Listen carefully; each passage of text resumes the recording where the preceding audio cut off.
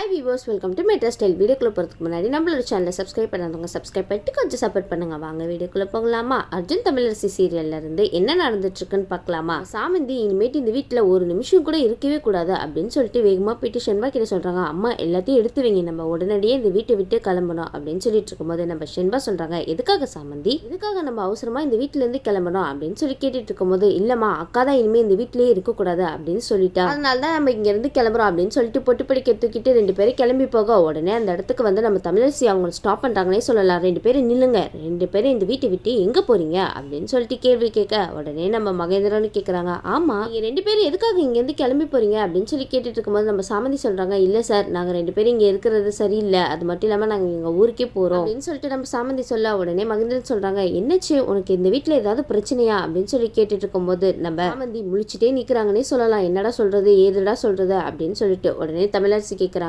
சரி நீ எங்க வேணாலும் போ, நான் கேட்கிற கேள்விக்கு மட்டும் உண்மையான பதில சொல்லிட்டு இங்க இருந்து போ அப்படின்னு சொல்லிட்டு மிரட்டுறாங்கப்பா. சாமந்தி ரொம்ப பதஷ்டத்துல இருக்காங்கன்னே சொல்லலாம். என்ன கேட்க போறாங்க எது கேட்க போறாங்கன்னு தெரியலையா அப்படின்னு சொல்லிட்டு, அது மட்டும் இல்லாம இந்த பக்கம் நம்ம அர்ஜுன் நினைக்கிறாங்க, ஒருவேளை நம்ம சாமந்தியை கட்டி பிடிச்சனாலதான் அவ கோச்சிக்கிட்டு இந்த வீட்டை விட்டு வெளியே போறாளோ அப்படின்னு சொல்லிட்டு நம்ம அர்ஜுன் ஒரு பக்கம் பதஷ்டத்துல இருக்க, இன்னொரு பக்கம் நம்ம தமிழரசி வந்து சாமந்தி கிட்ட சொல்றாங்க, இங்க பாரு சாமந்தி கொஞ்ச நேரம் நில்லு அப்படின்னு சொல்லிட்டு உள்ள போய் அந்த பொம்மையை எடுத்துட்டு வராங்கப்பா. அந்த பொம்மையை சாமந்தி கிட்ட காமிக்கிறாங்க, இங்க பாரு சாமந்தி இந்த பொம்மையை நீ தானே செஞ்ச, அது மட்டும் இல்லாம ராணி கழுத்துல இருக்கிற நெக்லஸை நீ எதை பார்த்து செஞ்சு தெரிஞ்சுக்கலாமா அப்படின்னு சொல்லி கேட்டுட்டு இருக்கும் போது சாமந்தி திருன்னு முழிக்க ஆரம்பிச்சிடாங்கன்னே சொல்லலாம். சாமந்தி நான் உன்கிட்ட தான் கேட்டுட்டு இருக்கேன் அப்படின்னு சொல்லிட்டு தமிழரசி கேட்க, நெக்லஸ் அப்படியே துல்லியமா வரைஞ்சிருக்கே, அது மட்டும் இல்லாம இந்த நெக்லஸ்க்கும் உனக்கு ஏதாவது சம்பந்தம் இருக்கா அப்படின்னு சொல்லிட்டு படக்குன்னு கேட்டுறாங்கப்பா. சாமந்தி நல்லா மாட்டிக்கிட்டீங்கன்னே சொல்லலாம். நம்ம சாமந்தி என்னென்னவோ போய் சொல்லி மலப்புறாங்கன்னே சொல்லலாம். ஆனா நம்ம தமிழரசிக்கு சாமந்தியோட பேச்சுல கொஞ்சம் கூட நம்பிக்கையே இல்லை. உடனே இந்த பக்கம் இந்த ஈஸ்வரி இருக்காங்க இல்லையா, இந்த ஈஸ்வரிக்கு நம்ம சாமந்திக்கும் கொஞ்சம் கூட ஆகவே ஆகாதுன்னே சொல்லலாம். நம்ம சாமந்தி அடிக்கடி இந்த ஈஸ்வரியை கலைக்க வர செய்வாங்க. அதனாலயே இந்த ஈஸ்வரிக்கு நம்ம சாமந்தி மேல கொஞ்சம் காண்டுன்னே சொல்லலாம். ஈஸ்வரி வந்து தமிழரசி கிட்ட சொல்றாங்க, இந்த மாதிரி ஆளுங்களெல்லாம் நம்பவே கூடாது, அது மட்டும் இல்லாம இவ பேக்லாம் பார்த்தா ரொம்ப வெயிட்டா இருக்கு, ஏதாவது வீட்டுல இருந்து சுருட்டிட்டு போறான்னு நினைக்கிறேன், அவளோட பேக்கை செக் பண்ணியே ஆகணும் அப்படின்னு சொல்லிட்டு இருக்கும்போது உடனே மகேந்திரனுக்கு கோவம் வந்துட்டு, இங்க பாரு மாதிரி விஷயம் எல்லாம் பண்ணவே கூடாது, அவங்களும் மனுஷங்க தான், இந்த மாதிரிலாம் பண்ண அவங்க மனசு எவ்வளவு கஷ்டப்படும் வேதனைப்படும் அப்படின்னு சொல்லிட்டு நம்ம மகேந்திரன் சொல்லிட்டு இருக்க, இவங்களெல்லாம் நம்பவே கூடாது அப்படின்னு சொல்லிட்டு நம்ம தமிழரசி வந்து அவங்க பேக்கை செக் பண்ணுங்க அப்படின்னு சொல்லிட்டு ஈஸ்வரி கிட்ட சொல்ல,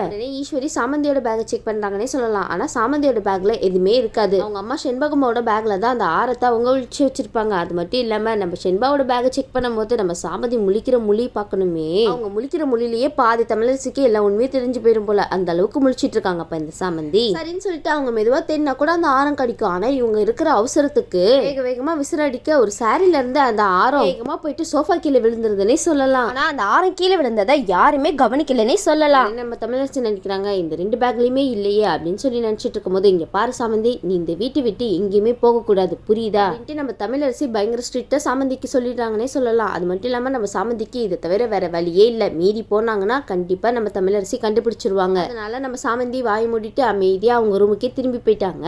நம்ம செண்பா இதுக்குள்ளதான் அந்த ஆரத்தை வச்சிருந்தோம், அந்த ஆரம் எங்க போயிருக்கோம் அப்படின்னு சொல்லிட்டு அவங்க ஒரு பக்கம் எல்லா துணியும் கழிச்சு போட்டு தேடிட்டு இருக்காங்க. அது மட்டும் இல்லாம இந்த இடத்துல நம்ம சாமந்தி ஒரு பிளாஷ்பேக்கை நினைச்சு பார்த்துட்டு இருக்காங்கன்னே சொல்லலாம். ராணி இறக்கக்கூடிய நேரத்துல நம்ம சாமந்தியை கூப்பிட்டு அந்த ஆரத்தை அவங்க கையில கொடுத்துருவாங்க. அது மட்டும் இல்லாம இந்த ஆரம் இந்த வீட்டு வாரிசு என்னோட பேத்திக்கு போய் சேரணும், அதனால அவங்களை நீ கண்டுபிடிச்சு இந்த ஆரத்தை நீ கொடுத்துருவேன்னு நான் உன்னை நம்புறேன், அதனால இந்த பொறுப்பை நம்ம சாமந்தி கிட்டே கொடுத்துட்டு போயிருப்பாங்க. உடனே நம்ம சாமந்தி இதை நினைச்சு பயங்கரமா அழ ஆரம்பிச்சுட்டாங்க. ராணி அவங்களோட ஆரத்தை என்னோட பேத்திக்கிட்ட ஒப்படைச்சிடு அப்படின்னு சொல்லிட்டு என்கிட்ட கொடுத்துருந்தாங்க, அவங்க சொன்ன மாதிரியே இப்படியாவது செஞ்சு ஆகணும், அப்படி மட்டும் நம்ம செய்யலன்னா அவங்களுக்கு பண்ற துரோகம் ஆயிடும், இப்படியாவது அந்த நெக்லஸை நம்ம கண்டுபிடிச்சே ஆகணும் அப்படின்னு சொல்லிட்டு நினைச்சிட்டு இருக்கும் போது கண்டிப்பா அவங்க துணியை விசிறடிக்கும் போது கீழே எங்கேயாவது போய் விழுந்திருக்கும்னு நினைக்கிறேன் அப்படின்னு சொல்லிட்டு இவங்க ஒரு பக்கம் யோசிச்சுட்டு இருக்க, இன்னொரு பக்கம் நம்ம தமிழரசி இருக்காங்க இல்லையா, அவங்க அதை விட பயங்கரமா யோசிச்சுட்டு இருக்காங்கன்னே சொல்லலாம் அந்த நெக்லஸை பத்தி. சரின்னு சொல்லிட்டு நம்ம தமிழரசி அதே பத்தி யோசிச்சுட்டு வெளியே வர, ஒரு பக்கம் நம்ம ரோபோ இருக்குல்ல, ரோபோ நம்ம தமிழரசிக்கு ஒரு இன்ஃபர்மேஷன் கொடுக்குதுன்னே சொல்லலாம், சோஃபா கீழே ஏதோ ஒரு பொருள் இருக்கு அப்படின்னு சொல்லிட்டு. ஆனா நம்ம தமிழரசி அதை கண்டுக்கவே இல்லப்பா. ஆனா தமிழரசிக்கு இருக்கிற கோவத்துக்கு யார் மேலேயும் காமிக்க முடியாம அந்த ரோபோவை திட்டிட்டே போயிடுறாங்கன்னே சொல்லலாம். இந்த பக்கம் நம்ம சாமந்தி யாரும் இல்லாத போது கீழே இறங்கி வந்துட்டு கண்டிப்பா நெக்லஸ் இங்க தான் எங்கேயாவது விழுந்திருக்கணும் அப்படின்னு சொல்லிட்டு சோஃபா இங்க அங்க அப்படின்னு சொல்லிட்டு எல்லா இடத்துலயும் தேடி பாக்குறாங்க. அந்த இடத்துக்கு நம்ம ஈஸ்வரி வந்துடுறாங்க. உடனே நம்ம சாமந்தி அவங்கள பார்த்துட்டு அச்சோ போச்சுலாம் மாட்டிக்கிட்டோமே அவங்க கிட்ட, இப்ப என்ன பண்றது அப்படின்னு சொல்லிட்டு மெதுவா எந்திரிக்கிறாங்க. உடனே நம்ம ஈஸ்வரி வந்து கேள்விக்கு மேல கேள்வி கேட்க ஆரம்பிச்சிட்டாங்கன்னே சொல்லலாம். ஏய் சாமந்தி நீ என்ன தேடிட்டு இருக்க அப்படின்னு சொல்லி கேட்டுட்டு இருக்கும் போது, இல்லம்மா நீங்க துணியெல்லாம் விசிறடிக்கும் போது எங்க அம்மாவோட மருந்து சிட்டி கீழே விழுந்துருச்சு, அதை தான் தேடிட்டு இருக்கேன் அப்படின்னு சொல்லிட்டு சமாளிக்கிறாங்க.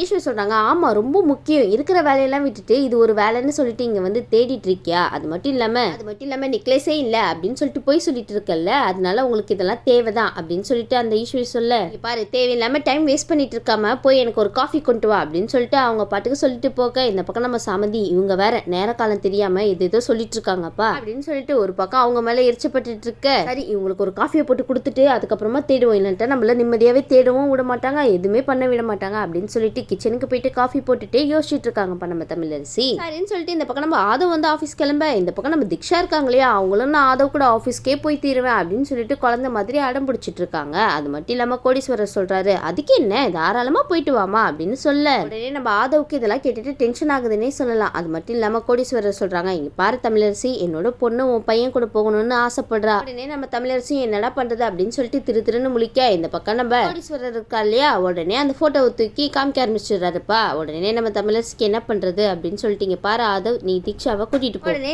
திக்ஷாவும் ஆதவும் செல்ஃபி எடுத்து நம்ம ரோஜாக்கு தான் அனுப்பி விட்டாங்க. ரோஜா இதை பார்த்துட்டு பயங்கரமா டென்ஷன் ஆகுறாங்கப்பா. அது மட்டும் இல்லாம திக்ஷாவும் ஆதவும் ஆஃபீஸ் வந்ததுக்கு அப்புறம் நம்ம ரோஜா வந்து ஆதவ் கிட்ட போய் கேட்கறாங்க, நம்ம 2 பேரும் ஒரு செல்ஃபி எடுக்கலாமா அப்படின்னு சொல்லிட்டு அவங்க 2 பேரும் ஒரு செல்ஃபி எடுத்துக்கிட்டு அதை நம்ம திக்ஷா அனுப்புறாங்கன்னே சொல்லலாம். உடனே அதை பார்த்துட்டு இன்னும் பயங்கரமா டென்ஷன் ஆகுறாங்க. இவள நம்ம வெறுப்பேத்தலாம் நினைச்சா இவ செல்ஃபி எடுத்து அனுப்பி என்ன வெறுப்பேத்திட்டு இருக்காளே, இவள சும்மாவே விட மாட்டேன் நானு, என்னோட வழியில அடிக்கடி குறுக்கிடுறா அப்படின்னு சொல்லிட்டு நினைச்சிட்டு, சரி இதுக்கெல்லாம் கவலைப்பட வேணாம், நம்ம தான் ஆஃபீஸ்க்கே வந்துட்டோம்ல, இவள விரட்டி அடிக்கிறது தான் நம்மளோட வேலை அப்படின்னு சொல்லிட்டு ஒரு பக்கம் நினைச்சிட்டு இருக்கு. ஆனா நம்ம திக்ஷா ஆதவ் கூட ஆஃபீஸ் வந்ததே ரோஜாவையும் ஆதவையும் எப்படியாவது பிரிக்கணும் அப்படின்னு சொல்லிட்டு தான். ரோஜா ரொம்ப க்ளோஸ்டா நம்ம ஆதவ் கூட பழகிட்டு இருக்கா, அதை நம்ம விடவே கூடாது. ஆனா இந்த பக்கம் நம்ம திக்ஷா நினைச்சதை விட பயங்கரமா ஒரு விஷயம் நடந்துட்டு இருக்குன்னே சொல்லலாம். நம்ம ஆதவும் ரோஜாவும் இன்னும் க்ளோஸா பழக ஆரம்பிச்சிட்டாங்கப்பா. ஏன்னா நம்ம ஆதவுக்கு ரோஜா மேல லவ் வந்துருச்சு. இந்த பக்கம் நம்ம சாமந்தியை தான் காமிக்கிறாங்க. அந்த கிச்சன்ல ரோபோ வரும்போது நம்ம சாமந்தி நினைக்கிறாங்க, இப்ப சாமந்தி இந்த ரோபோ கிட்ட போய் கேட்போமா அப்படின்னு சொல்லிட்டு நம்ம சாமந்தி அந்த ரோபோ கிட்ட போய் கேட்க, உடனே அந்த ரோபோவும் ஒரு சின்ன க்ளூ கொடுக்குதுன்னே சொல்லலாம். அந்த ஆரம் அந்த சோஃபா கீழே தான் இருக்கு அப்படின்னு சொல்லிட்டு உடனே நம்ம சாமந்தி நினைக்கிறாங்க, அப்பனா அந்த சோஃபா கீழே தான் அந்த ஆரம் இருக்கணும் அப்படின்னு சொல்லிட்டு யாருக்கும் தெரியாம எப்படியாவது எடுத்துடணும் அப்படின்னு சொல்லிட்டு நம்ம சாமந்தி நினைச்சிட்டு இருக்க. ஆனா இப்படியே போய் எடுத்தோம்னா கண்டிப்பா நம்ம மாட்டிப்போம் அப்படின்னு சொல்லிட்டு நம்ம சாமந்தி இப்பதான் யாரும் இல்ல நம்ம நைஸா போய் எடுத்துடலாம் அப்படின்னு சொல்லிட்டு நம்ம சாமந்தி போகும்போது அங்க நம்ம மகேந்திரனும் அவங்க அம்மாவும் உட்காந்து பேசிட்டு இருக்காங்க.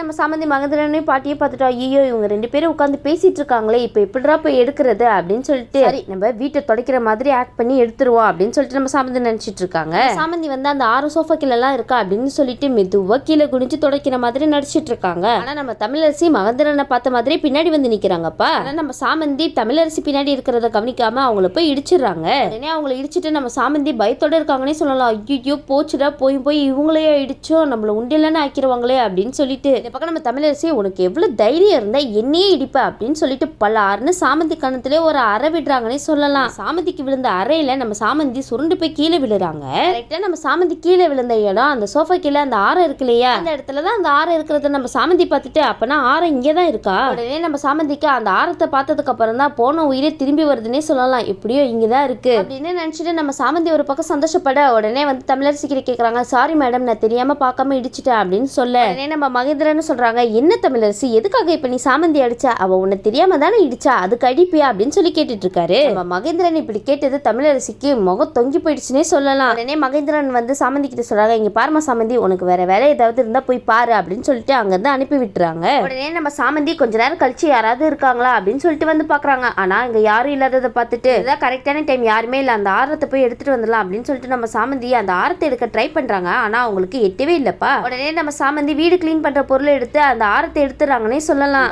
ஆர கையில கிடைச்சதுக்கு அப்புறம் தான் நம்ம சாமந்திக்கு உயிரே வருது. இல்ல வேலை எப்படியும் நெக்லஸ் கிடைச்சிருச்சு அப்படின்னு சொல்லிட்டு துணியில சுருட்டி வச்சுட்டு எடுத்துட்டு போயிட்டு இருக்காங்க. உடனே இதெல்லாம் கவனிச்ச அந்த ரோபோ இருக்கு இல்லையா, அதை நம்ம சாமந்தி பார்த்துட்டு அச்சோ இந்த ரோபோவோட பாத்துருச்சே அப்படின்னு சொல்லிட்டு அந்த ரோபோ கிட்ட போய் எதோ சொல்லி சமாளிக்கிறாங்கப்பா. நம்ம சாமந்தி ரொம்ப பாவம்ப்பா, மனுஷங்களை தான் சமாளிக்கிறாங்கன்னு பார்த்தா இந்த ரோபோவையும் சேர்த்து சமாளிக்க வேண்டியதா இருக்கே அப்படின்னு சொல்லிட்டு நம்ம சாமந்தி அந்த நெக்லஸ் எடுத்துட்டு போயிட்டு இருக்காங்கன்னு சொல்லலாம். ஆனா பின்னாடி பார்த்தா இந்த அர்ஜுன் பின்னாடியே வந்துட்டு இருக்காருப்பா. என்ன சாமந்தி அப்படின்னு சொல்லிட்டு அர்ஜுன் கேட்க உடனே நம்ம சாமந்தி திரும்பி பார்த்துட்டு அச்சோ இந்த டிரைவர் பையல இவன் இதுக்கு இப்ப வந்தான், ஒருவேளை நம்ம கையில வச்சிருக்கிற நெக்லஸ பாத்துருப்பானோ, இல்ல பாத்துருக்க முடியாது, அதான் துணியை வச்சு மறைச்சிருக்கோம்ல, எப்படி பாத்துருக்க முடியும் அப்படின்னு சொல்லிட்டு ஒரு பக்கம் நினைச்சிட்டு இருக்க.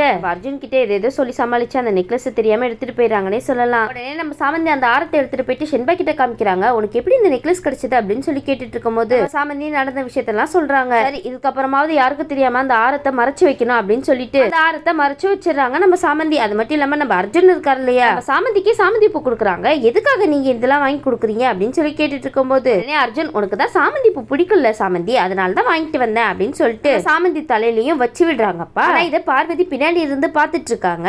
அர்ஜுன் போக்கே சரியில்லை. சரிங்க, இதுக்கப்புறம் என்ன நடக்குது ஏது நடக்குதுன்னு வெயிட் பண்ணி பார்க்கலாம். இந்த வீடியோ உங்களுக்கு பிடிச்சிருந்துச்சுன்னா மறக்காம மெட்ரா ஸ்டைல லைக் பண்ணுங்க, ஷேர் பண்ணுங்க, சப்ஸ்கிரைப் பண்ணிடுங்க. தேங்க்யூ.